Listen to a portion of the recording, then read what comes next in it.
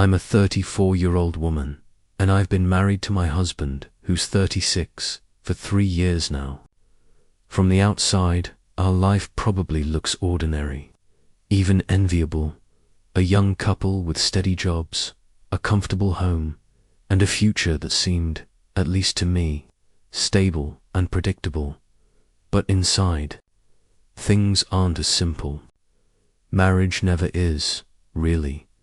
My husband works for a big company, and his role often requires business trips. From the very beginning of our relationship, I knew this was part of the package. I accepted it. I had my own career, my own busy schedule, and I was confident that the trust we shared would be more than enough to carry us through. The days and weeks apart, for a long time, it was.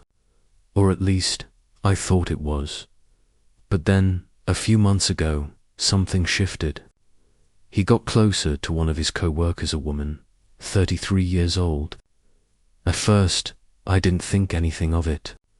She was just another colleague, another face in the office.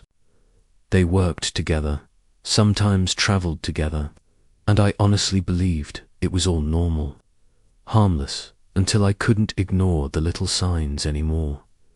It started with his phone. I noticed it buzzing all the time. At first, I brushed it off. Work can be busy, right? But eventually, I realized almost every single notification lighting up his screen was from her. Facebook messages, Instagram, DMIs, Discord chats, text messages. Ping after ping after ping, her name kept flashing across his lock screen. And it wasn't just the messages. After spending days together on work trips, you'd think they'd want a break, some space, but no. They'd come home and still find reasons to meet up, grabbing lunch, going out for coffee, little outings that seemed harmless at first but started to pile up. And then came the video games. I didn't mind gaming, in general. I even thought it was cute at first, 2 co-workers blowing off steam, teaming up online. But when it turned into hours every night, night after night, with laughter and private jokes pouring out of his headset while I sat a few feet away, scrolling on my phone in silence, well, that's when I started to feel invisible. I wasn't just his wife anymore. I was a spectator in my own living room. The moment everything truly cracked, though, was one ordinary afternoon. He had just come back from another trip and told me he wasn't feeling well. Nothing major, just a cold. I immediately offered to leave work for a bit, grab him some hot soup, and come home to take care of him. That's what a wife does, right? That's what love is, showing up in those small, quiet ways. But he brushed me off. He said, "No, it's fine. I'll be okay. Don't worry about it. You don't need to leave work." And I believed him. I told myself, maybe he just wanted to rest. Maybe he didn't want to inconvenience me. I pushed aside that little sting of rejection and forced myself to stay focused on my job until my phone buzzed. It was a notification from our front door camera, motion detected. I opened the app absent-mindedly, and my stomach dropped. There she was, his co-worker, standing on my porch with a bag in her hands. I could see the steam rising. It was soup. She walked right into our house, into my space, into what I thought was our marriage. She stayed for an hour, an entire hour. And the only reason I even knew was because of that camera. He didn't tell me that image, her stepping into my home, carrying the very thing I had offered him, burned itself into my mind. Do you see why it mattered so much? It wasn't about soup. It was about intimacy. It was about care.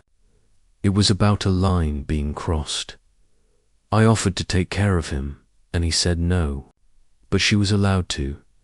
When I came home later that day, I confronted him.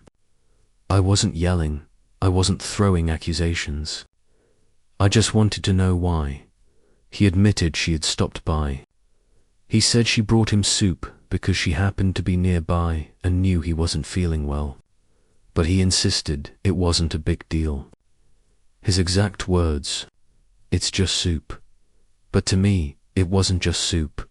It was something far heavier than that. It was a moment that should have belonged to me as his wife. It was a symbol of how blurry the boundaries had become that night.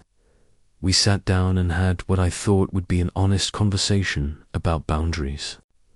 I told him clearly that I wasn't comfortable with how close they'd become.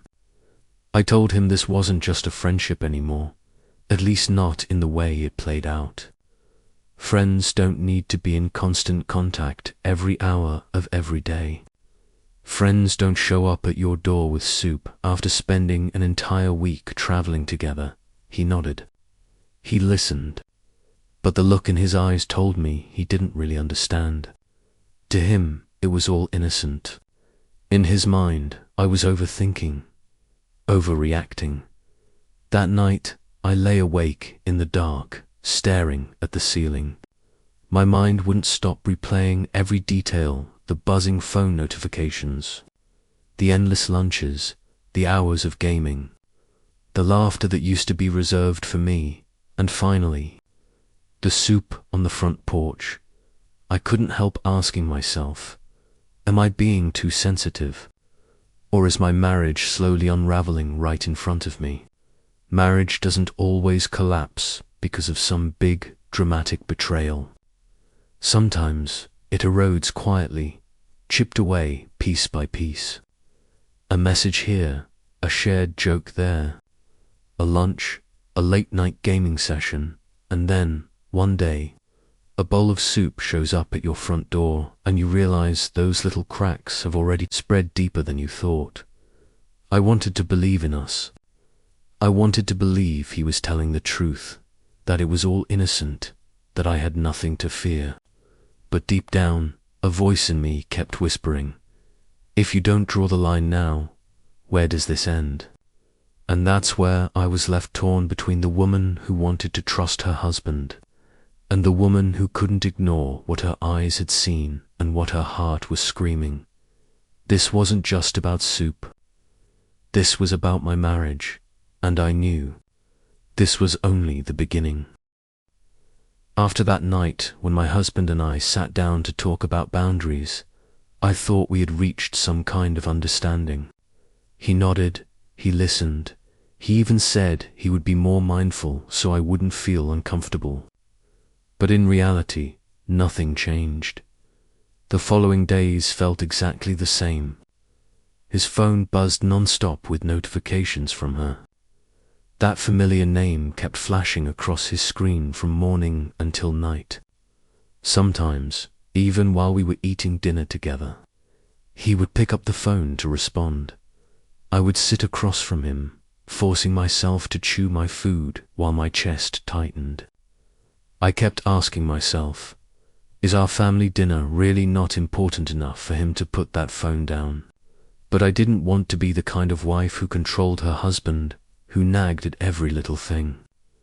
I wanted to leave space in our marriage, to let him breathe, to show that I trusted him. Still, the more I swallowed my frustration, the more invisible I felt in my own home. One weekend afternoon stands out clearly in my memory. We had planned to go grocery shopping together, something simple but meaningful to me. I was genuinely excited because, honestly, even small errands felt special when we did them side by side. But just as we were about to leave, a text came through. He read it and said casually, "Babe, you go ahead to the store first. I've got something urgent to take care of." That urgent thing turned out to be coffee with her. I knew because later that evening, she posted a picture on Facebook, checking in at a cafe.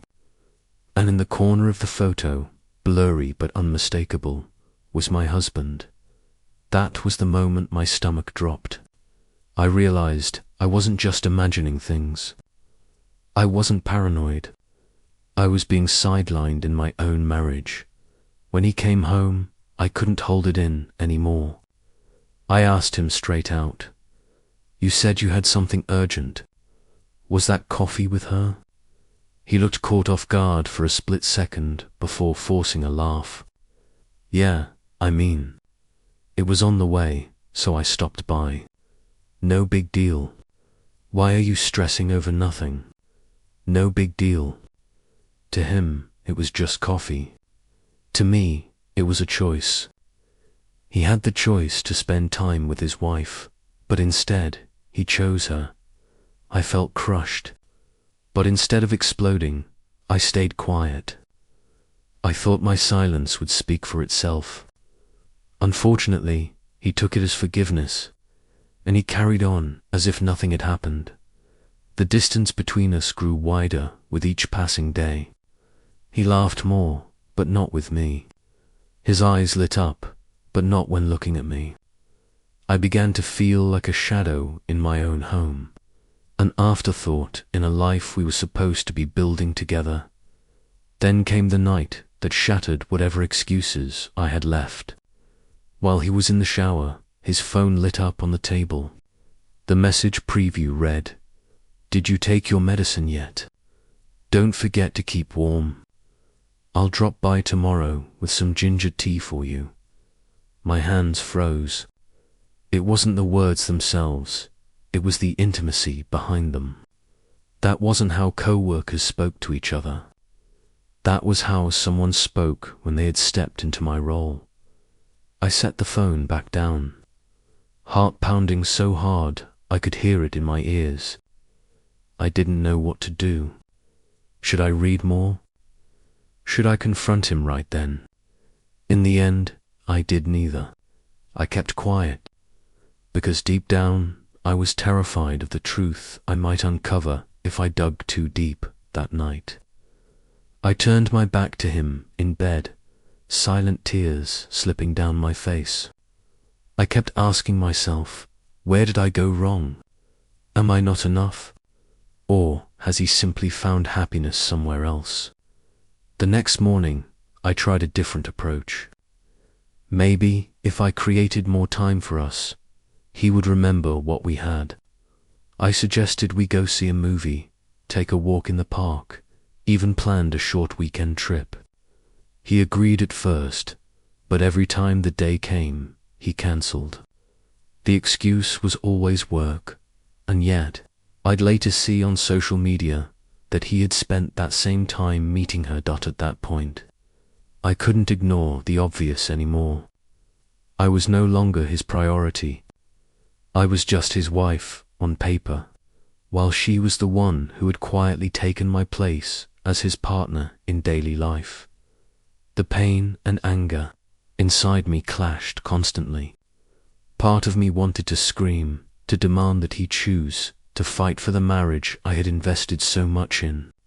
But another part saw how far he had already drifted away. It was like we were speaking different languages now, living in two completely separate worlds, and the cruelest thing of all, it all started with something as simple as a bowl of soup. That one gesture had seemed harmless at first, but it opened my eyes to the truth. Our marriage was being eaten away from the inside, not by an affair in the traditional sense, but by a woman who had slowly, quietly stepped into the role that should have been mine. And deep down, I knew this wasn't the end. Things were only going to get worse from here. In the weeks that followed, I started to feel like a stranger in my own home. The house that used to feel warm and safe now felt heavy, suffocating, almost hostile. Every time the doorbell camera pinged with movement, my heart would race, half expecting it to be her. I hated that feeling that in my own home I lived with dread instead of peace. One afternoon, I decided to leave work early. I wanted to surprise my husband, to do something simple but sweet. I picked up his favorite cake from a bakery nearby, imagining the two of us sitting down together for a few minutes, sharing small talk, maybe even laughing like we used to. But as I turned onto our street, I froze. Parked in front of our house was a car I knew all too well, hers. It felt like a punch to the gut. I pulled over at the end of the street and just sat there, gripping the steering wheel, debating what to do. Do I walk right in and face it? Do I call him and ask? Or do I drive away, pretend I never saw it? In the end, I drove around for a while, circling blocks, giving myself time to breathe, to calm down. By the time I returned, her car was gone. And there he was, sitting in the living room, cool as ever, as if nothing unusual had happened. I put the cake on the table and forced a smile. "How was your day?" I asked, my voice trembling ever so slightly. "Same as always," he said casually. Then, almost as an afterthought, "You're home early." The words I wanted to say sat heavy on my tongue. Was she just here? But I swallowed them down, because as much as I wanted the truth, I was terrified of hearing it out loud. The silence between us kept growing after that. Dinners that used to be filled with stories and laughter turned into quiet meals where the loudest sound was the clinking of silverware. He kept his eyes glued to his phone, while I pretended not to notice. Sometimes I wanted to scream, slam my hand on the table, force him to look at me, but I was afraid. Afraid that if I pushed too hard, he'd slip even further away. One night, I heard him laughing laughing for the first time in months. The sound came from his office. Curious and hopeful, I tiptoed over, peeking through the half-closed door. He had his headset on, playing video games. And then I heard it. Her voice, she was on the other end, laughing with him, making him smile in ways I hadn't seen in so long. My heart cracked. When was the last time he laughed like that with me? When was the last time we shared something joyful? I backed away quietly and returned to bed, curling into myself, crying silently into the pillow. The next morning, I tried again. I told him softly, "I feel like we're growing apart. I miss spending time with you doing simple things, like going for a walk or watching a movie together. Don't you miss that too?" He looked up from his screen, barely meeting my eyes. "I'm still here." "You're overthinking it. Don't make this more dramatic than it is." That response hit me like a slap. I had gathered all my courage to be vulnerable, to let him in on my pain, and all I got back was dismissal. To him, I was just being dramatic. That night, I couldn't sleep. I scrolled through old photos of us when we were dating, when we first got married. The way he used to look at me, the way he held my hand, the promises we made. Where had that man gone? The one who swore to build a life with me, to stick by me no matter what. Now, all I saw was someone who had given his laughter, his attention, his time to another woman. The next day, I confided in my best friend. I unloaded everything, the endless texting, the lunches, the soup, the car in front of my house. She listened quietly, then said something that stuck with me. "You're not crazy. You're not overreacting. Friends don't do this. She's crossed the line, and so has he. You can't keep quiet forever, or you'll lose everything." Her words echoed in my head the whole drive home. She was right. I had been swallowing my pain, pretending not to notice, letting this situation grow bigger and bigger. And in the process, I was losing myself. That night, when he finally shut off his computer after another gaming session, I sat him down. My hands were shaking, but my voice was steady. "We need to talk," I said. "I can't keep pretending everything's fine. I'm not jealous for no reason. I'm your wife. And I have every right to feel hurt when I see you sharing your time, your laughter, your comfort with someone else instead of me." He didn't answer. His eyes darted away, then back at me, but he said nothing. I pressed on, my voice trembling with anger and sorrow. "If she's really just a friend, then ask yourself, what kind of friend shows up at your house to bring you soup, spends more time with you than your own wife, checks on you like she's the one who belongs here? What kind of friend slowly replaces the role your partner is supposed to have?" The silence that followed was deafening. He let out a long sigh but offered no words. And that silence, it hurt more than any confession ever could, because sometimes betrayal isn't about physical touch. Sometimes it's about where someone puts their heart, their energy, their joy. And his heart, at least a big piece of it, was no longer with me. I lay awake the rest of the night, staring at the ceiling, tears burning my eyes. One question played over and over in my mind. Do I keep fighting for this marriage? Or do I accept that maybe, just maybe, the love we had is already gone?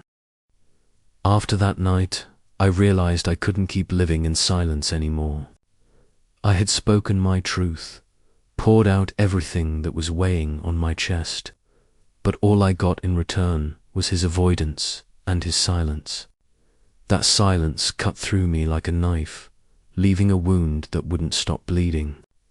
And instead of healing, I had to learn how to live with it, pretending I was okay when inside I was falling apart. I started watching him more closely, his gestures, his tone, his eyes, and slowly I saw changes. He was different, but not for me. He ironed his shirts carefully every morning, picked colognes he hadn't worn in years, paid more attention to how he looked before walking out the door. Before, he only did those things for special occasions, like date nights or a wedding we had to attend. Now, he was putting in all this effort for an ordinary workday, and I wasn't stupid. I knew who he was trying to look good for. One evening, he came home late.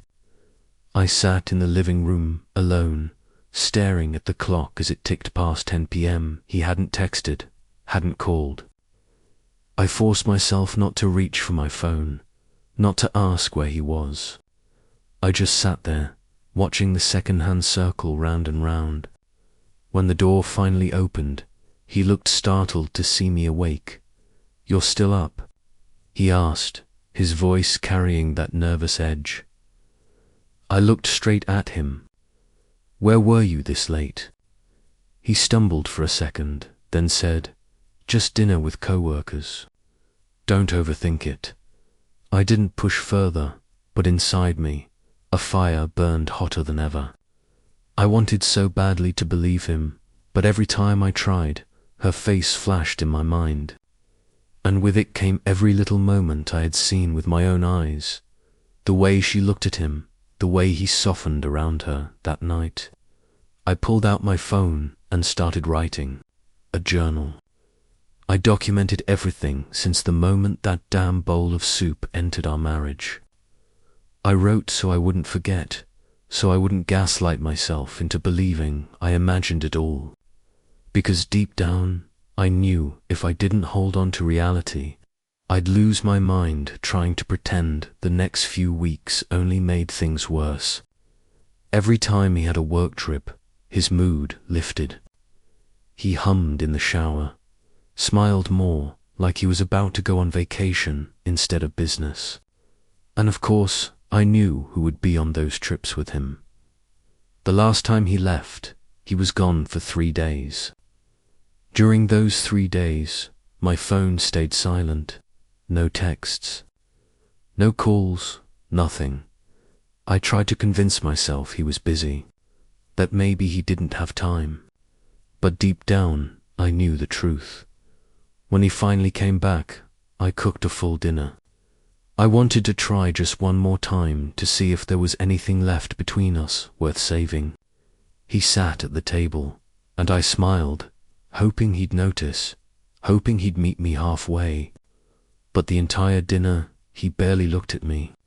His replies were short, dismissive. Yeah, sure, fine. His eyes were far away, like his body was here, but his heart was somewhere else. I set my chopsticks down and forced myself to speak. Listen, I've been trying. I've been really trying to trust you. But every day, I feel like I'm disappearing from your life. Just tell me, am I still a priority to you? He frowned, defensive. There you go again, making a big deal out of nothing. I already told you, I'm not doing anything wrong. Why can't you just believe me? I let out a bitter laugh. Believe you? When have you given me any reason to? Believing isn't about shutting my eyes and pretending I don't see what's happening. Believing is when you actually show me, when you put me first without me having to beg for it. But what have you done? You've let another woman take care of you, laugh with you, share things with you. You've let her step into a place that should only belong to me. He didn't answer. He just sat there, avoiding my gaze. And that silence said more than any words could. That night, I couldn't sleep. His steady breathing beside me felt like a stranger's. My best friend's voice echoed in my mind. If you don't draw the line, you're going to lose yourself in this. And suddenly, I realized, it wasn't just about losing him. It was about losing me the next day. I took off from work and drove to the ocean, the one place I always went when my mind was in chaos.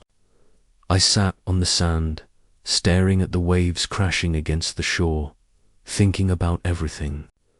I remembered the beginning, how he looked at me like I was the only woman in the world. I remembered his proposal, the way he cried during our vows, the laughter at our wedding. And then I thought about now, the lies, the distance, the way he lit up at the thought of someone else. I asked myself, was it worth it? Was it worth sacrificing every piece of myself for a marriage where I was no longer wanted? Was it worth holding on to a man who couldn't even decide if I was still his home? The wind whipped across my face, carrying away the tears I couldn't stop. And in that moment, for the first time, I felt clarity. I couldn't keep living like this. That night, I walked back into our home. He was in the living room, scrolling on his phone. I stood in front of him, my heart racing, but my voice steady. We need to decide. Either you end things with her and come back, here back to us to rebuild this marriage. Or, we're done. I can't keep living in this half-truths, half-life anymore. The room fell silent. He looked at me, his eyes wide, like he had never expected me to say it out loud. For the first time, I saw real fear in his face. And that's when I knew we had finally reached the breaking point. When I finally told him, either you end things with her, or we end this marriage, the room went suddenly heavy, like the air had thickened around us. I could hear my own heartbeat pounding in my ears. I half expected him to stand up, take my hand, say he was sorry, that it had all been a misunderstanding, that he'd fix it. But he didn't. There was no apology, no reassurance, just silence and that distant look in his eyes, like I didn't exist in the room at all. Finally, he let out a long, weary sigh. You're pushing me into a corner, he muttered. I let out a bitter, shaky laugh. No, I'm forcing us to face reality. I've been ignoring this for too long. He stood up, walked into the bedroom, and closed the door behind him. The sharp click echoed like a blade slicing through my chest. I sat there, stunned, my heart racing, wondering if my words were strong enough to change anything at all. The next 3 days were unbearable. We lived under the same roof, yet felt like strangers. He went to work, came home at the usual time, but any interaction between us was cold, mechanical. Dinner was eaten in silence, or maybe with a few curt unhung s and yeah-s just to get through it. At night, he turned his back to sleep, leaving me alone with my racing thoughts. I started to wonder, had my ultimatum really affected him, or had he already made his decision and just wasn't ready to say it? One night, I opened old photos of a sour wedding, our first vacation together, snapshots of him smiling with pure joy while holding me. Tears fell silently onto my keyboard. The man in those pictures, I had believed he was my world. Now he felt like a stranger, and I felt like nothing more than a shadow in my own life. Then the day I had dreaded arrived. He was packing for another work trip. I watched him carefully fold his shirts, place his favorite cologne on the corner of the dresser. I tried to keep my voice steady. "She's coming this time too, isn't she?" He hesitated, then nodded. My chest tightened painfully. I wanted to scream, to rip open that suitcase, to make him stay, but I only sat there quietly, watching him zip it up and leave. Before stepping out the door, he glanced at me. There was no love in his eyes, only fatigue, guilt, and something like worry. The door closed behind him. Once again, I was left alone in our empty home. Those 3 days, I felt completely adrift. Work became meaningless, and everything around me seemed blurred and distant. In my mind, I couldn't stop imagining them together, eating, laughing, maybe even sitting in a hotel room somewhere. The thought was maddening. I tried to push it away, but the more I tried, the tighter it clung to me, suffocating me. On the second night, I picked up my phone, trembling. I wanted to send him a simple text. "Are you okay?" But I deleted it. I didn't want to be the desperate one, while he didn't even consider my feelings. Instead, I opened the home security camera app. My stomach dropped when I saw My Home's door swinging open. Not him, her. She walked in as though she owned the place. Carrying a bag, maybe, some things he had forgotten. Maybe something she brought herself. She strode into the living room, sat down on the couch, opened her laptop, completely at ease. In my house, she acted as if she was the owner. I wanted to smash my phone, but my hands were shaking too much, so I just watched, feeling my chest tighten with betrayal and rage. When he returned, I couldn't hold it in anymore. As soon as he set his suitcase down, I thrust my phone at him, still showing the footage. "Explain this," I demanded, voice shaking but firm. He looked at the screen, then at me, eyes wide, then sighed. "She just came by to drop off something I forgot." "You're overreacting, overreacting." I laughed bitterly. "Do you understand how it feels to see another woman walk into your house, sit on your couch, act like she belongs here? Do you even care how that makes me feel, or have you stopped caring altogether?" He didn't answer, and in that silence, I heard everything I needed to know. He had no defense left. I didn't have the energy to believe his words anymore. That night, I went out onto the balcony, staring at the streetlights stretching across the empty road. I thought about our marriage, everything I had tried to hold on to. And the more I thought, the more I realized what I was clinging to had already died. A decision slowly formed in my mind. It was painful, but there was also a sense of relief. I understood that if I didn't let go, I would lose myself completely. And for the first time in months, I felt clarity. It was time to choose my own happiness, even if that meant leaving him behind. The next morning, I woke up with a hollow, heavy feeling that made it hard to breathe. Last night's events replayed vividly in my mind, her walking into our house, laughing, sitting on our couch as if it belonged to her. I no longer believed he would stop, or that his explanations or promises could change anything. I wandered into the kitchen, staring at the leftover dishes from the night before. I wanted to cook, to focus on something, anything, to distract myself from the emptiness. But my hands trembled, and I set down my coffee cup without taking a sip. Everything around me felt meaningless. When he walked in, normally I would feel fear rise in my chest, but today a surge of anger took over. I looked him straight in the eye. We need to talk, not some passing words or hollow promises. Seriously, right now. He looked surprised, slightly uneasy. You want to make a scene again? We already said it's not a big deal. I took a deep breath, trying to steady my voice. You've stopped recognizing boundaries. Yesterday, she walked into our house. You didn't even tell me. You think that's normal. He stayed silent. I could see the mix of guilt and resistance in his eyes.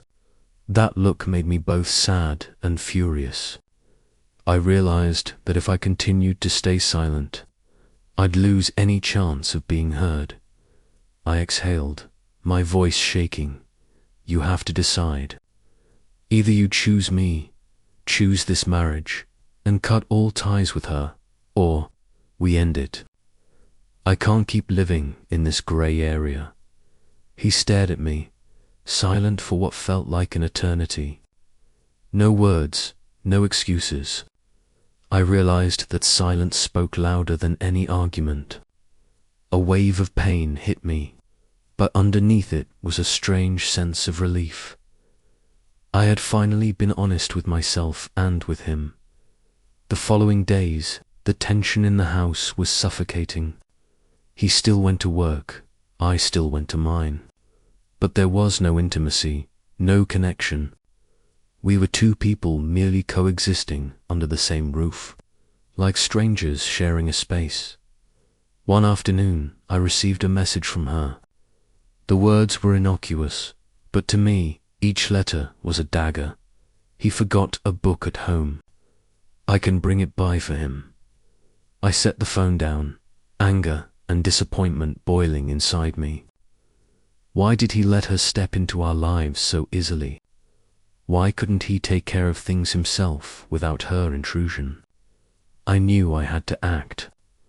I decided to write him a letter, not to scold him, but to lay out my perspective clearly, to make sure he understood that my patience had run out. I sat at my desk, fingers flying over the keyboard.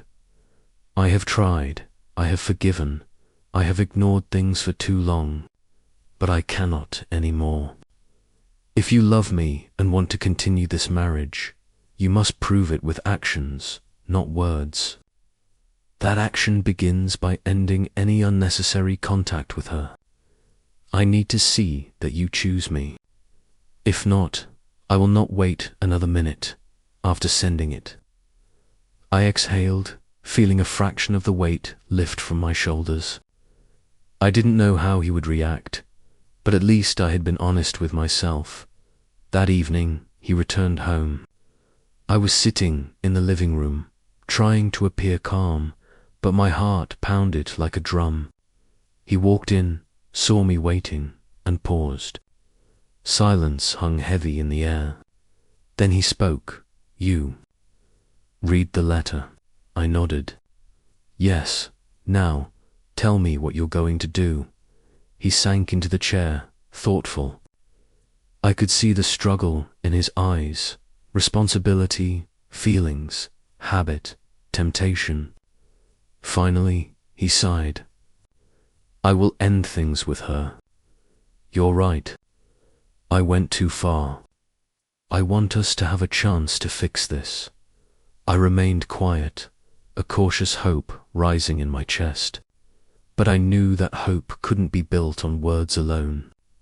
I needed time, I needed action, I needed days where he could show me that he truly chose me and our family.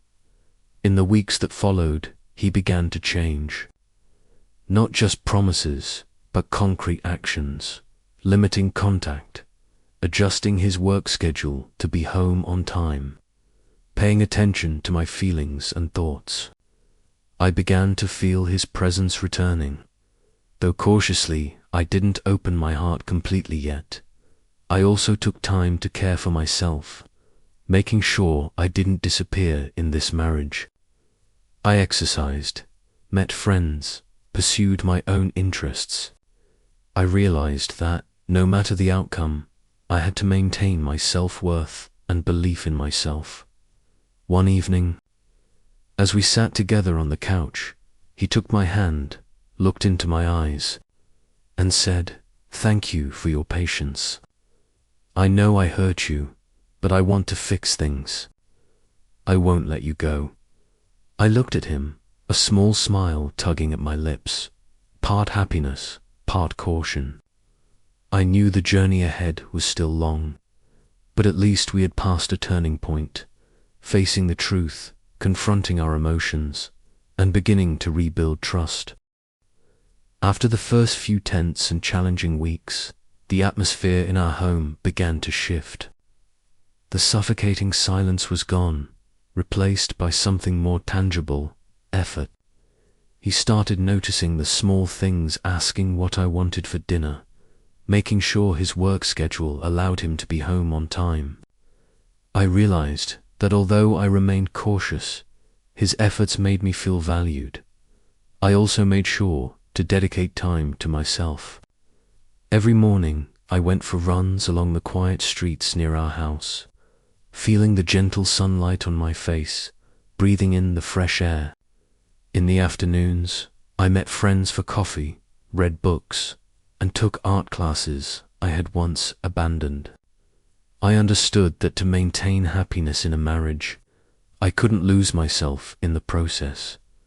Yet, even with these improvements, my mind wasn't entirely at ease. Every time he sent a message or received a call from a female colleague, my chest tightened.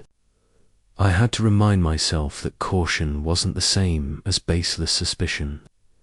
It was how I protected my heart after being hurt one evening. While we were watching a movie on the couch, he suddenly placed a hand on my shoulder and looked me in the eyes. "Do you trust me?" I turned away, trying to hide the nervous flutter in my chest. "I want to trust you, but you have to show me." He smiled, accepting the challenge. From that moment, his words became actions. He stopped unnecessary contact with his female coworker, limited online chats, and devoted more time to me. Slowly, the gap between us began to narrow, but real tests were never far away. One day, his company announced a new project that required him to travel with his old female coworker. My heart practically stopped. I knew this was the moment that would test my trust. That evening, I confronted him as soon as he saw the notification. "You have to go on this trip with her." He nodded solemnly. "Yes, it's required for work. But don't worry," made the boundaries clear. I took a deep breath, trying to steady my racing heart. "You have to understand, this isn't easy for me. I need to see your actions, not just hear your words." He stepped closer, taking my hands in his. "I know. I'll prove it. I want you to trust me, to feel safe." Over the following days, he genuinely changed. Even on the trip, he updated me constantly, how the journey went, where he had lunch, and importantly, that nothing crossed professional boundaries with his coworker. I read each message, feeling both relief and anxiety at the same time. A week later, he returned, and we met at the train station. His eyes held determination. "See? I kept my promise. I want to rebuild your trust, and we'll get through this together. I smiled, tears welling in my eyes. I see that, and I'm trying to open my heart again. But you have to understand, this time I'll be watching closely, and you need patience. In the days that followed, we began to truly communicate. We shared feelings, talked about work, and even the small moments of our days.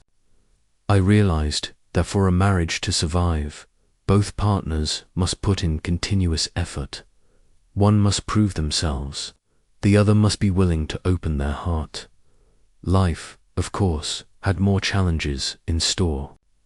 One evening, I came home earlier than expected and noticed his phone buzzing. On the screen was a message from his old female coworker. "Can I call you?" My heart raced, a cold shiver running down my spine. I stepped into the room and asked directly, "Do you need to call her?" He looked at me, voice sincere. "I'm just calling about work, nothing else." "Do you trust me?" I inhaled deeply, forcing myself to stay calm.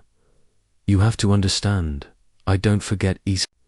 You have to prove it with actions, not just words." He nodded, placing a hand gently on my shoulder. "I understand. I won't give you a reason to doubt me again."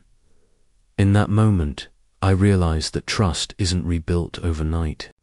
It grows slowly, step by step, through actions and patience. I knew the road ahead would still be long, but at least this time, we were walking it together, trying to heal the wounds that had been created. The following weeks passed in a rhythm that was both tense and a little comforting. He was genuinely trying, cooking dinner, sending small check-in messages, and staying off his phone and social media more. I tried to embrace the changes, but my heart stayed cautious. One evening, while we sat in the living room sipping tea, he went quiet, eyes distant. I asked, "What are you thinking about?" He sighed, "I'm just worried that you might never fully trust me again." I smiled faintly, my voice trembling. "I'm trying. But trust isn't something you can just regain overnight." He nodded, holding my hand, eyes sincere. "I know. I'll do everything to make you feel safe and happy." The next day, I learned about a new project at his company that required him to work directly with an important client, and his old female co-worker would be involved. My chest tightened. I asked him, "You have to work with her again?" He looked at me calmly. "Yes, but don't worry. I've set clear boundaries and nothing will cross the line." During the project, he kept me updated when they met the client, what the discussions were, and emphasized that everything stayed strictly professional. I read each message, feeling both relief and tension. One afternoon, during a video call from the office, I saw him smile at me, eyes full of determination. "See, I'm still here, and no one is coming between us." I smiled, tears slipping down. "I see, and I'm trying to open my heart again." Challenges continued. One evening, he came home late. On the table, there was an unfamiliar bag. My heart raced. He hurried to explain, "Just some work documents. I forgot them earlier." I nodded, trying to stay calm. I knew rebuilding trust was a process, not an easy or smooth one. Another evening, while looking at old photos, he said, "I know I hurt you. From now on, you're my number one priority." I looked at him, tears streaming. "I trust you, but I'll watch your actions closely." Trust grew step by step, through small actions. One evening, while preparing dinner, he got a message from his old coworker. "Can I call you?" I took a deep breath and asked, "Are you going to call her?" He answered sincerely, "Just work, nothing else." "Do you trust me?" I looked into his eyes. "I do, but only if it's proven with actions, not just words." He held my hand, gaze firm. "I understand. I won't give you a reason to doubt me again." Day by day, we rebuilt trust. I learned to let go of the past, but kept my boundaries. He proved his love through actions. Every small gesture, every thoughtful message, every careful act became proof that our trust was slowly coming back. I realized trust isn't easily regained, but this time, we were taking our first steps forward together, stronger and more determined to heal the deep wounds in my heart. Autumn was fading, and golden leaves blanketed the sidewalks, reminding me that everything changes, trust changes too. I stayed cautious, but this time the tension was softer. Trust isn't a one-time choice. It's a process that unfolds slowly, in the quiet gestures, the small, everyday decisions, and the consistent reminders that love is still alive. One Monday morning, he sent me a message. "I'm coming home early today. Want to grab lunch together?" I felt a small spark of joy, but remained wary. "Sure, I'll meet you outside the office." When we met, he smiled gently, the corners of his eyes crinkling with a warmth I hadn't noticed in weeks. "I know you're still cautious, but I want to show you every day that you're my priority." In the following days, we started new routines. He asked about my work, my day, my feelings, not just in passing, but with genuine curiosity, waiting for my answer. I realized this attention wasn't just words. It was a real effort to reconnect. He remembered small details I'd shared days before, from a comment about a coworker to my favorite coffee order. These were the tiny threads weaving a fragile, renewed bond between us. Yet challenges didn't disappear. One day, he received an email from his old female coworker. My chest tightened, a familiar anxiety clawing at my chest. I inhaled deeply. "Do you need to respond?" He looked at me calmly, without hesitation. "It's just work, nothing more. I won't cross any lines." I nodded, reminding myself to be patient and observe his actions. It was a mental exercise, to measure intention by behavior, rather than letting my imagination run wild. One weekend, he suggested a short getaway to recreate memories. I considered carefully, weighing the risk and the possibility of trust. Finally, I agreed. That trip became a turning point. We shared simple moments that felt monumental, walking along streets littered with golden leaves, feeling the crisp autumn wind on our faces, tasting local foods at a small, family-run cafe, and talking about dreams and plans we'd once neglected. For the first time in months, I laughed freely without the shadow of doubt lurking at the edge of my mind. I realized happiness isn't the absence of fear, it's learning to trust even when fear lingers. He held my hand, his thumb brushing gently across my palm. "I know you're still worried, but I want to show every day that I'm really here with you." I looked into his eyes, feeling both relief and nervousness. "I know, but I'll still watch your actions." Back home, life returned to normal, but trust had grown slightly. Every caring gesture, every thoughtful act became proof of change. One evening, he got a message from a client that required contacting his old coworker. I took a deep breath, bracing myself for the familiar twinge of doubt. "Are you going to call her?"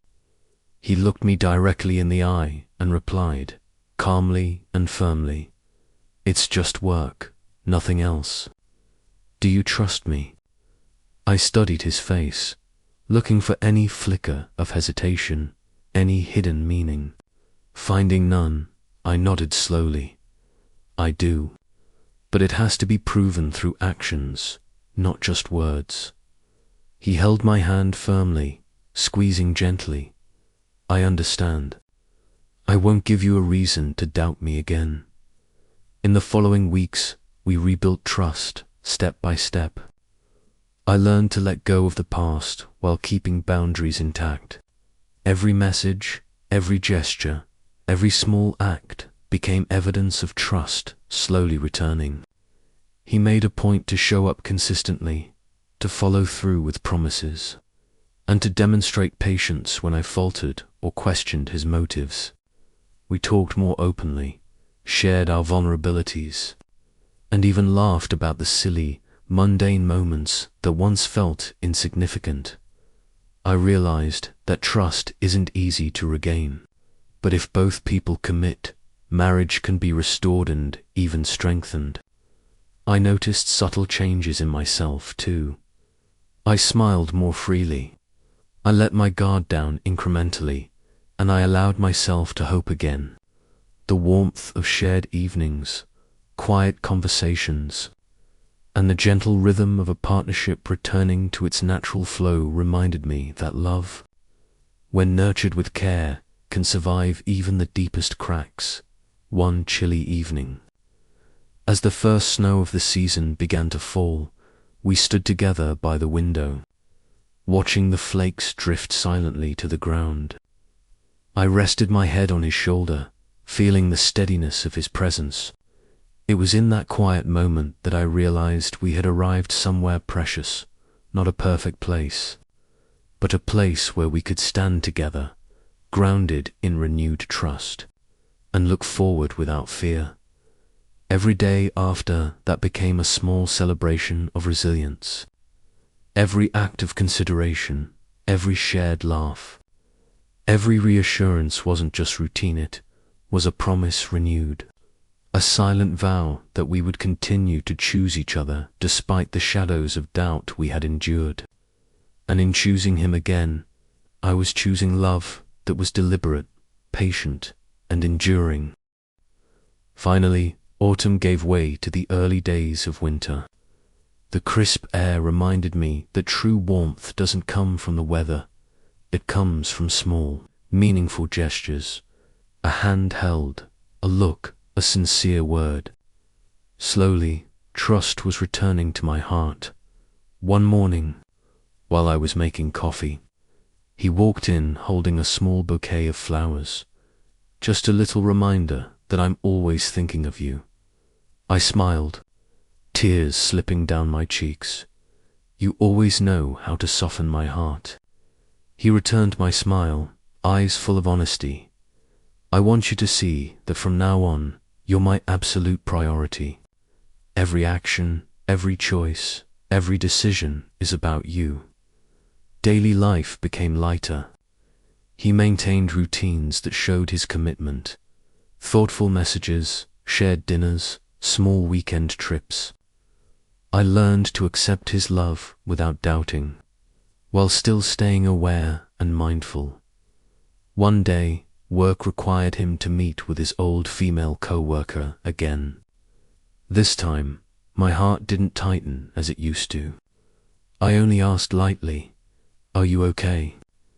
He nodded, "Just work, nothing more." "Do you trust me?" I smiled, a genuine trust in my voice. "I do. You've always kept your word."